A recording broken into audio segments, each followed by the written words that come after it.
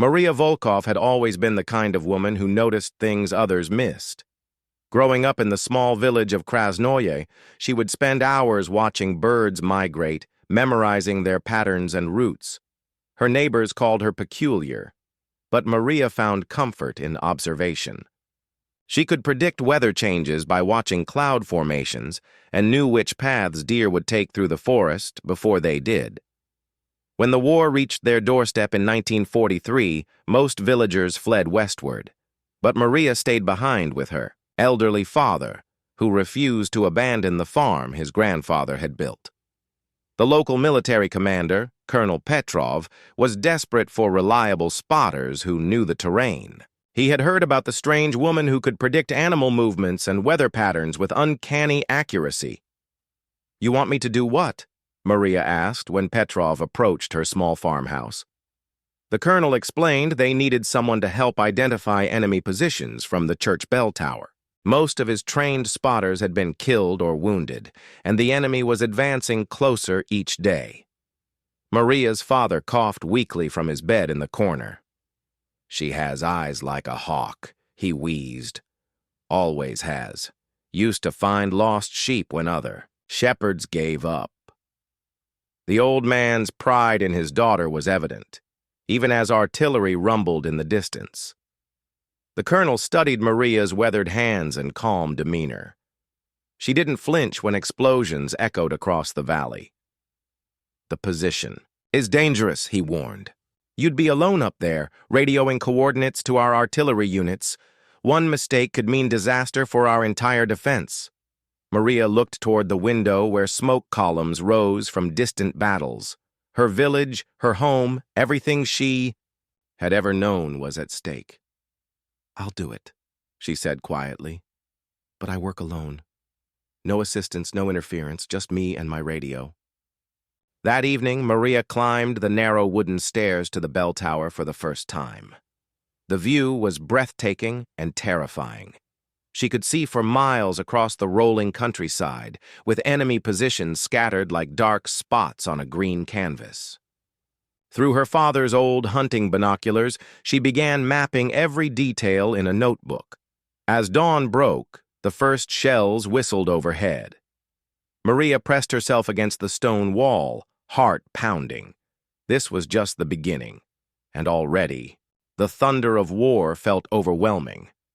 Below in the village, Colonel Petrov waited anxiously for her first report, wondering if he had made a terrible mistake trusting their defense to an untrained farm woman. The radio crackled to life. "Command, this is Tower." Maria's voice was steady despite the chaos erupting around her. "I have visual contact with enemy positions. Awaiting orders." The colonel smiled grimly. Perhaps his instincts had been correct after all. But the real test would come when the bombardment intensified, and Maria would need to prove she could maintain her deadly accuracy under pressure that had broken seasoned soldiers. The first enemy shells struck at precisely 0800 hours, just as Maria had predicted they would. She had noticed the pattern from her observations the day before. The enemy artillery crews favored early morning attacks when the light was good, but defenders might still be drowsy. From her perch in the bell tower, she watched the muzzle flashes bloom like deadly flowers across the distant ridgeline. "Command, I count 6 gun positions along the eastern ridge, approximately 4,000 meters from my position?" Maria spoke into her radio with remarkable composure. Below her, the wooden tower shook with each incoming shell, but she remained focused on her binoculars. "They're firing in sequence, starting from the north and working south." Colonel Petrov's voice crackled back through the static. "Tower, are you certain about those numbers? Our reconnaissance reported only 3 guns in that area." The skepticism in his tone was barely concealed. He had 3 artillery batteries waiting for coordinates, but he couldn't risk wasting ammunition on false targets. Maria continued studying the enemy positions through her scope. Years of hunting with her father had taught her to look for the smallest details. A flash of movement, an unusual shadow, anything that didn't belong in the natural landscape. "Command, There are definitely 6 guns. The other 3 are hidden in a tree line approximately 200 meters south of the obvious positions. They're using camouflage netting, but I can see the blast patterns in the vegetation. The bombardment intensified, and chunks of stone began falling from the tower walls around Maria. A shell landed close enough to shower debris through the open bell chamber. Maria wiped dust from her binoculars and adjusted her position to get a better angle on the hidden artillery pieces. "Tower, this is command. We're taking heavy casualties down here. I need those coordinates now." The urgency in the colonel's voice reflected the desperate situation unfolding in the village below. Buildings were collapsing, and his men were pinned down in their defensive positions. Maria began calling out precise coordinates for each enemy gun position, her voice steady despite the chaos surrounding her. First target, grid reference 347852. Elevation approximately 50 meters above base level. Second target. She continued methodically, painting targets for the Soviet artillery crews who were waiting anxiously for her guidance. The tower lurched violently as a near miss struck the church's main structure. The wooden floor beneath Maria's feet cracked, ominously, but she maintained her position at the observation window. Her notebook fell to the floor, pages scattering in the wind created by the explosions, but she had memorized every coordinate. All targets marked command, requesting immediate fire mission on designated positions. Maria's calm professionalism was remarkable given that she was essentially trapped in a target that every enemy gunner was trying to destroy. The bell tower had become the most dangerous place in the entire village, but it was also the only position that provided the visual coverage needed to direct counter-battery fire. Colonel Petrov made his decision. All batteries, fire for effect on coordinates provided by tower. Repeat, fire for effect. Within moments, the sky filled with the whistle of outgoing shells as 3 Soviet artillery batteries opened fire simultaneously. Maria watched through her binoculars as their rounds impacted near the enemy positions, making adjustments and corrections with each salvo. The enemy guns fell silent one by one as Maria's directions found their marks.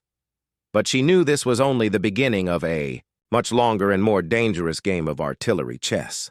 By the 3rd day of the siege, Maria had become a legend among the Soviet defenders. Word had spread through the trenches about the mysterious woman in the bell tower who could spot enemy positions that trained observers missed completely. But with fame came danger, as the enemy had begun to realize that their artillery was being systematically destroyed by someone with extraordinary spotting abilities. Maria noticed the change in enemy tactics immediately. Instead of the predictable dawn bombardments, shells now arrived at random intervals throughout the day and night. They were trying to wear down her nerves, force her to make mistakes, or simply drive her from her position through sheer terror. What they didn't understand was that Maria had spent her entire life observing patterns in nature, and even chaos had its own rhythm. "Command! They're repositioning again," she reported as she tracked movement through the distant forest. "I count at least 8 vehicles moving south along the tree line. Looks like they're trying to establish new firing positions behind Hill 247. Her eyes never left the binoculars as she spoke, even when chunks of masonry rained down around her from the latest near miss. The tower had become a death trap. The wooden stairs were partially collapsed, making it nearly impossible for Maria to retreat if the structure failed completely. The radio antenna had been damaged twice, requiring dangerous repairs that exposed her to sniper fire. Most critically, her water supply was running low and food had become an afterthought as the siege intensified. Colonel Petrov's concern was evident in his radio transmissions. "Tower, you've been up there for 72 hours straight. We need to get you out of there before that whole structure comes down." His voice carried genuine worry for the woman who had become their most valuable asset in this deadly chess game. "Negative, Command," Maria replied firmly. "I can see their new positions from here. If I leave now, they'll have free rein to bombard the village center. Your men won't stand a chance." She paused to track another muzzle flash through her scope. "Besides, they're getting frustrated. Their accuracy is declining because they're angry. Angry gunners make mistakes. That observation proved prophetic. The enemy artillery began firing more rapidly but with less precision, wasting ammunition on targets that posed no real threat. Maria used their impatience against them, calling in false coordinates that drew their fire away from critical defensive positions while she identified their true locations for counter-battery strikes. As night fell, Maria faced her greatest challenge yet. Enemy infantry had infiltrated the village under cover of darkness, and their mission was clear: silence the spotter in the bell tower permanently. She could hear boots on cobblestones below and whispered commands in a foreign language. The tower that had been her sanctuary was about to become her tomb. The wooden door at the base of the tower exploded inward as enemy soldiers began their assault. Maria grabbed her rifle, her father's old hunting weapon that she had brought for emergencies, exactly like this one. She had never shot at another human being, but everything she had learned about hunting would have to serve her now. From her elevated position, Maria had every advantage except numbers. The narrow staircase forced the attackers to climb single file, making them easy targets for someone who could shoot accurately in near total darkness. Her first shot echoed through the tower like thunder, followed by a scream and the sound of a body tumbling down the stairs. "Command. Tower is under. Direct assault," she reported calmly into her radio while working the bolt on her rifle.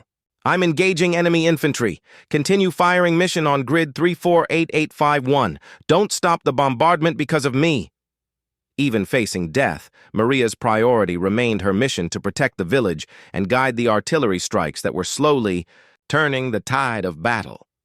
The footsteps on the stairs resumed, more cautious now, but still determined.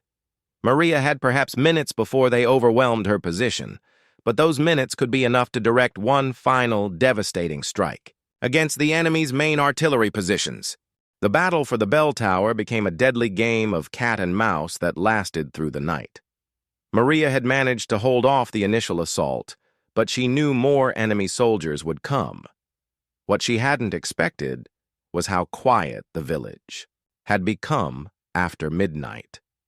The artillery bombardment had stopped completely, creating an eerie silence that was somehow more unnerving than the constant explosions. "Command, why have our guns gone silent?" Maria whispered into her radio while keeping watch on the stairwell below. Her ammunition was running dangerously low, and every shot had to count. She had perhaps 6 rounds left in her father's old rifle, plus one spare clip hidden in her coat pocket. Colonel Petrov's response was grim. "Tower, we've lost contact with Battery 3, and Battery 1 is reporting equipment failures. Battery 2 is our last operational unit, but they're down to emergency ammunition reserves. We can't waste shells on speculative targets anymore. Every shot has to be a guaranteed hit." Maria understood the implications immediately. The enemy had succeeded in neutralizing most of their artillery support through a combination of counter-battery, fire, and what sounded like sabotage operations. She was now virtually alone, holding a position that had become more symbolic than strategic. Yet she couldn't abandon her post, because the moment she left the tower, enemy observers would be free to direct devastating fire against the village's remaining defenders.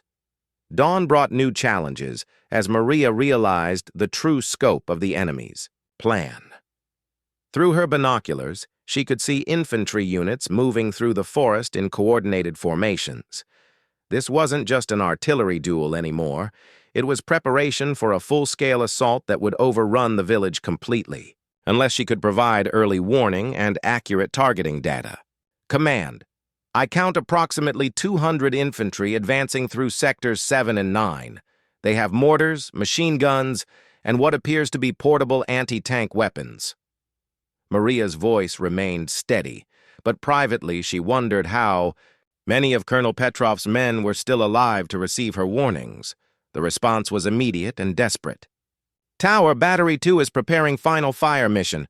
We need your most critical target. 1 barrage, maximum effect. Make it count." The weight of that request settled on Maria's shoulders like a physical burden. She had to choose one target, That would have the greatest impact on the enemy's ability to overrun their position. Maria studied the advancing forces through her scope, applying everything she had learned about animal behavior and group dynamics to human warfare. The enemy formations moved with military precision, but like any group, they had a leader, a center of command that coordinated their actions. If she could identify and eliminate that command element, the entire attack might dissolve into confusion. "There," she whispered to herself, spotting a cluster of officers gathered around what appeared to be a radio operator, approximately 800 meters from the village perimeter. "Command! Priority target at grid reference 349847. Enemy command. Post with radio communications. This is your target." As she called in the coordinates, Maria heard movement on the stairs below her position again. The enemy hadn't given up on silencing her directly, and this time they were being much more careful about their approach. She could hear at least 4 sets of boots moving slowly upward, testing each step to avoid creating noise. Maria made a desperate decision. Rather than wait for them to reach her position, she grabbed her radio and retreated to the very top of the bell tower, climbing the metal ladder that led to the bell chamber itself. From there, she would have a clear view of the battlefield for the final artillery strike, but no escape route whatsoever. Battery 2, fire for effect on designated. "Target! Repeat, fire for effect now!" Maria called into her radio as enemy soldiers reached the wooden platform below her. She could hear them preparing for the final assault that would end her remarkable 3-day stand in the bell tower. The last Soviet artillery barrage screamed overhead just as gunfire erupted in the chamber below Maria's position. The timing would determine not just her fate, but the outcome of the entire battle for the village. The Soviet artillery shells struck the enemy command post with devastating precision, just as enemy soldiers burst through the trapdoor into Maria's bell chamber. She had seconds to observe the results of her final targeting call before turning, to face her attackers with nothing but an empty rifle and iron determination. Through the chaos of gunfire and shouting, Maria saw something extraordinary happening on the battlefield below. The enemy infantry formations, suddenly deprived of their command structure, began to falter and break apart. Soldiers who had been advancing with disciplined precision just moments before now wandered aimlessly or retreated toward the forest. Her targeting of the command post had worked exactly as she had hoped. "You've caused us considerable trouble," said the enemy officer who climbed into the bell chamber, speaking heavily accented Russian. Maria recognized him as an artillery spotter from his equipment and the maps protruding from his jacket pocket. "But your luck has run out." Maria studied the man with the same calm observation skills she had used to track deer through the forest as a child. His hands shook slightly, fatigue, perhaps, or nerves. His uniform was torn and dirty from the climb through the damaged tower. Most importantly, his attention was focused entirely on her, not on the tactical situation developing outside the tower. "My luck?" Maria replied quietly, setting down her useless rifle. "You think this was about luck?" She gestured toward the window where smoke still rose from the destroyed command post. "I've been watching you for 4 days. Your artillery crews favor morning attacks. Your infantry moves in textbook formations. Your commanders always position themselves 800 meters behind the front line. None of that was luck. The enemy." Officer glanced toward his fallen comrades on the stairs below, then back at Maria. "You're just a village woman with a pair of old binoculars. How did you identify positions that our own reconnaissance missed?" Maria smiled grimly. "Because you think like soldiers. You look for military threats, proper emplacements, regulation equipment. I look for what doesn't belong in nature. A flock of birds that suddenly changes direction. Vegetation that's been disturbed. Shadows that fall the wrong way. The forest tells me where you are." Their conversation was interrupted by the sound of engines and tracks approaching the village from the west. Maria's heart sank, thinking enemy reinforcements had arrived to finish what the infantry assault had started. But the enemy officer's expression changed to one of confusion. then growing alarm. "Those are T-34 tanks," Maria realized, recognizing the distinctive engine sounds from her day's spotting for the artillery. "Soviet armor. My reports must have reached regimental headquarters." Through the bell tower windows, she could see dust clouds approaching rapidly along the main road into the village. The enemy officer grabbed his radio and began transmitting urgent orders in his native language, but his equipment had been damaged. During the climb through the collapsed portions of the tower, static filled the airwaves, and his desperate attempts to coordinate a defense or organized withdrawal fell on deaf ears. Maria watched with professional interest as the enemy soldiers below began retreating in disorder. Without their command, structure, and facing unexpected armored reinforcements, their careful assault plan had disintegrated completely. What had begun as a coordinated attack on an isolated village had become a rout. "Your artillery observers taught me something important," Maria told the enemy officer as the sound of tank guns began echoing across the village. "You were so focused on destroying my position that you forgot to watch for Soviet reinforcements. You stopped being observers and became targets instead." The man looked at her with something approaching respect. "You held this tower alone for 4 days against everything we could throw at you. Who are you?" Maria picked up her father's hunting rifle, checking to see if any ammunition remained in the chamber. "I'm exactly who you thought I was. Just a village woman with old binoculars. But I'm also someone who knows this land better than you ever could. And I don't give up easily." Outside the tower, the battle for the village was ending as Soviet armor rolled through the streets, mopping up the last pockets of enemy resistance. Maria's impossible stand had done more than guide artillery strikes. It had provided enough intelligence and delayed the enemy advance long enough for reinforcements to arrive and turn the tide of the entire engagement.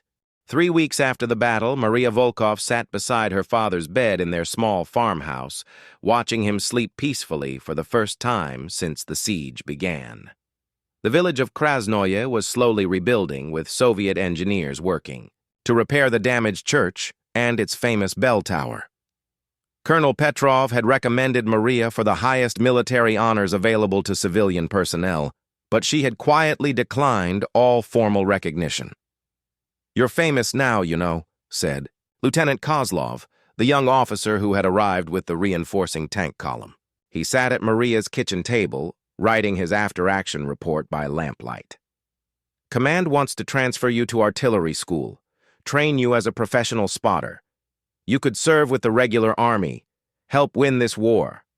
Maria looked toward the window where her father's old binoculars rested on the sill. "The war will end eventually, Lieutenant. When it does, someone needs to plant the spring wheat and tend the livestock. This land doesn't care about military ranks or medals. It only cares about people who understand how to work with it instead of against it." The lieutenant shook his head in amazement. "You directed artillery strikes that destroyed 18 enemy guns, eliminated a battalion command post, and held a critical observation position for 4 days under constant bombardment. Most soldiers would be proud to have accomplished half as much in their entire military careers." "I did what needed to be done to protect my home," Maria replied simply. "That's what people do when their families and neighbors are threatened. The only difference is that I happen to have a good view and a working radio." Outside the window, Maria could see children playing in the village square where artillery shells had fallen just weeks before. Life was returning to normal with the resilience that had always characterized rural communities facing hardship. The bakery was operating again, the school had reopened, and farmers were preparing their fields for the next planting season. Colonel Petrov visited the following morning, bringing official commendations that Maria accepted politely but set aside without reading. "The regimental commander wants to meet you personally," he explained. "Your spotting reports have been distributed to artillery units across the entire front. You've changed how we think about observation and target identification."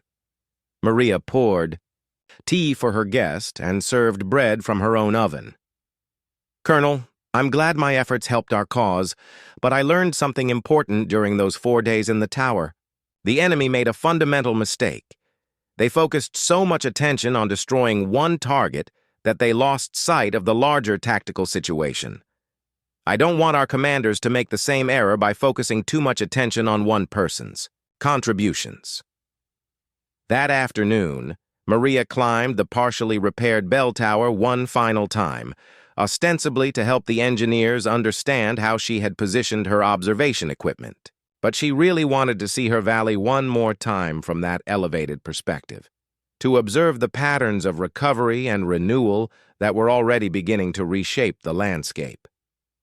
Through her father's binoculars, she could see farmers working their fields despite the obvious shell craters that would take years to completely heal. Smoke rose from chimneys instead of burning buildings. Children walked to school along paths that had recently been battle lines. The rhythm of rural life was asserting itself over the chaos of war, just as it always had throughout history. "Will you really turn down the military assignment?" asked Lieutenant Kozlov, who had followed her up the tower stairs. Maria lowered her binoculars and smiled. "Lieutenant, do you know how I actually learned to spot enemy positions so accurately?" She gestured toward the countryside below. "I spent 30 years watching this land change with the seasons. I learned to see what belonged and what didn't belong. That skill didn't come from any military manual. It came from understanding this place well enough to notice when something was wrong." As they climbed down from the tower, Maria reflected on how the experience had changed her. She would always be known as the woman who held the bell tower, but more importantly, she had discovered reserves of courage and capability that she never knew she possessed. The war had tested her in ways she couldn't have imagined, but it had also confirmed something she had always suspected: that ordinary people could accomplish extraordinary things when they combined their natural abilities with determined purpose. That evening, Maria sat with her recovering father, reading him reports from the newspaper about Soviet advances on other fronts. The war was far from over, but their small part of it had ended with victory. As darkness fell over the village of Krasnoye, Maria Volkov returned to her quiet life of observation and care, her moment of historical significance settling into the steady rhythm of days that would continue long after the last shot of the war had been fired.